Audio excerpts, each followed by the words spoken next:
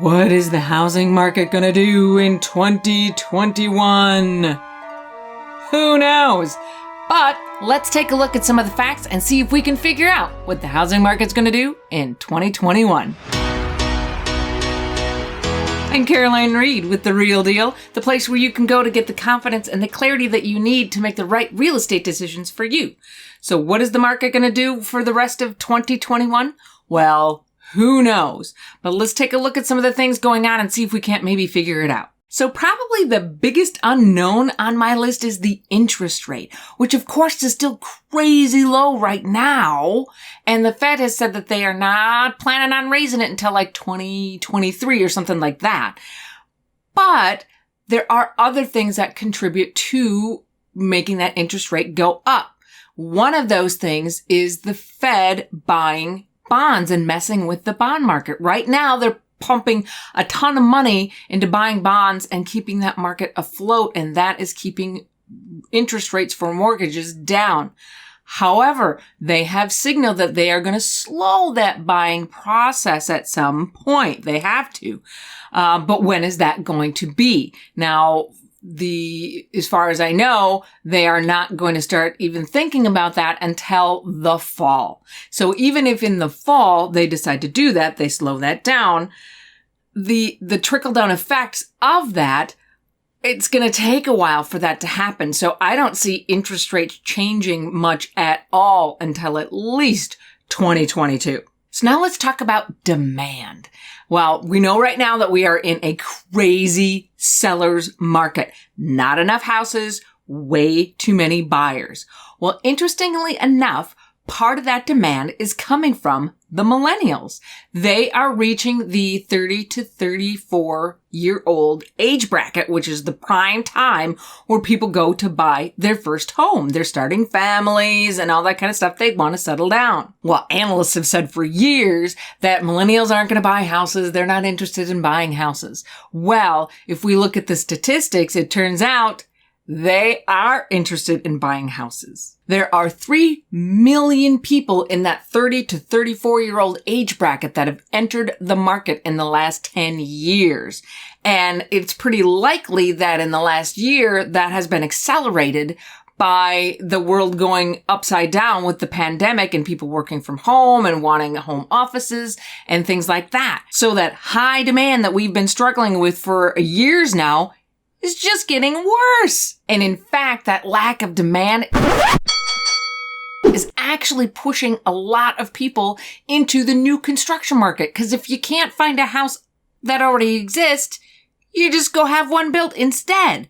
Now, the other interesting side of that coin is that the new home builders don't have enough supplies to meet the demand. So they're actually kind of slowing their starts a little bit to make sure that they have the supplies that they need. So even though new construction is doing really well right now, it doesn't look like they are going to be able to keep up with the increased demand either. Let's talk about that buying pool for a second.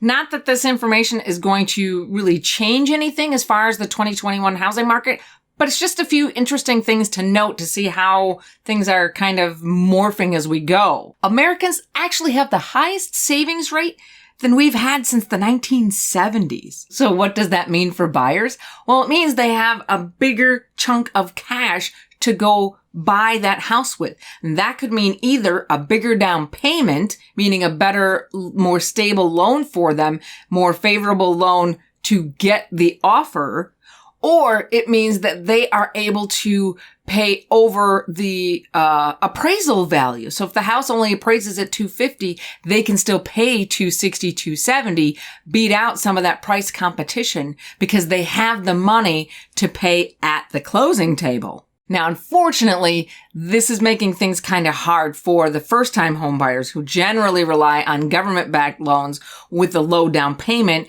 to get them into the market. And they are still making up at this point 32% of the buying population. So they're hanging in there, but life is getting rough for them. And it's also getting rough for the buyers who have less than perfect credit histories. Now, another thing not helping those buyers, but something that we still need to look at for this 2021 housing forecast is prices. Because of course, right now, what we have is low inventory and lots of buyers, and that equals higher prices. The supply and demand 101, right? Now, just to give you an idea, in a balanced market, if it's truly balanced, you're looking at price appreciation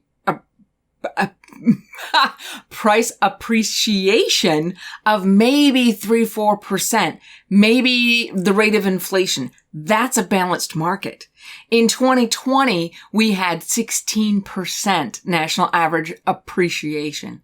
And this year, 2021, Zillow is forecasting a price appreciation of almost 22%.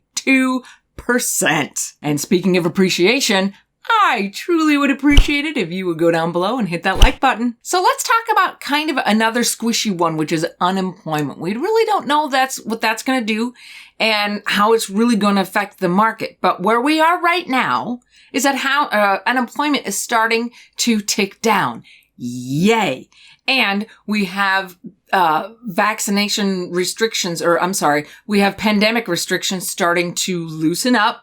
So there are more people going back to the jobs that they haven't been able to do for the last year. And we have vaccinations happening. We are actually vaccinating people at a rate of 3 million people every day. 1% of the population every day. Now, you've probably heard about herd immunity. That's the number of people who need to be immune to the virus before we can all go about our business and be fine with that. Now, right now, we have 10% of the population has had COVID, and 24% of the population is fully vaccinated, bringing us to roughly 35% of the population fully immune. So to get to that herd immunity state of 75 to 80% of the population, we have 40% of the population left to go. Now, at 3 million doses every day, that can be accomplished in the next 60 days.